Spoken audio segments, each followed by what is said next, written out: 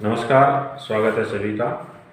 मैं हूं राजेंद्र सिंह। एक साथी ने पूछा है कि जब किसी व्यक्ति की गिरफ्तारी हो जाए और जब कोर्ट के द्वारा उसे जमानत पर छोड़ने के आदेश हो जाएं तो उसके पास जमानती नहीं हो तो वह कैसे छूट सकता है जमानत पर, इस बारे में बताएं।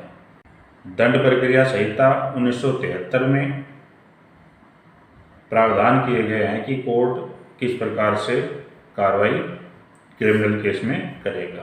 तो इसी के अंतर्गत अपराध उनकी अलग अलग श्रेणी बनाई गई है। कुछ अपराध ऐसे हैं जो बेलेबल रखे गए हैं और कुछ नॉन बेलेबल।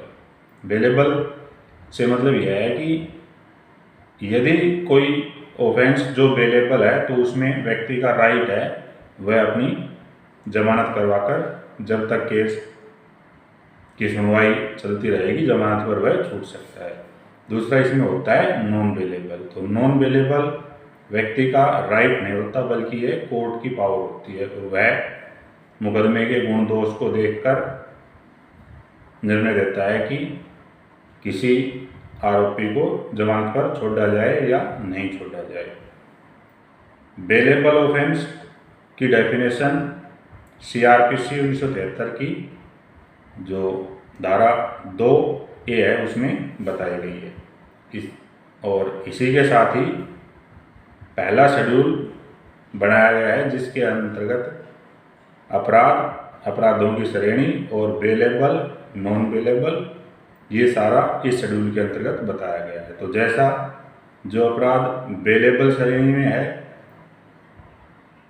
इस शेड्यूल के अंतर्गत और जो नॉन बेलेबल है वो नॉन बेलेबल इस शेड्यूल में बताए गए हैं। तो यहाँ से आप चेक कर सकते हैं कि कौन सा अपराध बेलेबल है कौन सा नॉन बेलेबल है। अब हम बात कर लेते हैं कि जब ऐसी परिस्थिति हो कि बेलेबल ऑफेंस के अंतर्गत किसी की गिरफ्तारी हो और कोर्ट द्वारा उसे एक विशेष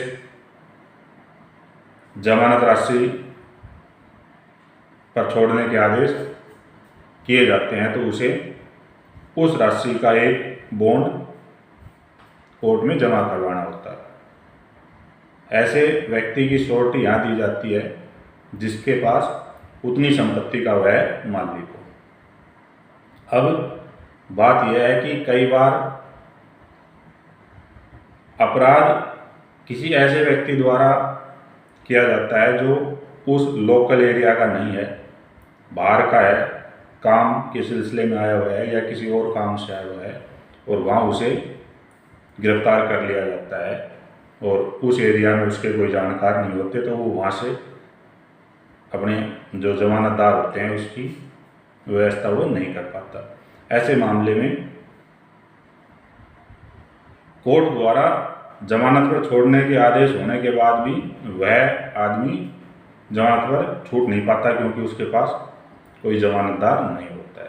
माननीय सुप्रीम कोर्ट ने अपने एक फैसले में कहा था कि जमानत नियम होता है और जेल में रखना किसी को एक अपवाद है। तो जब कोई जमानतदार या श्योरिटी उपलब्ध ना हो तो इसके लिए भी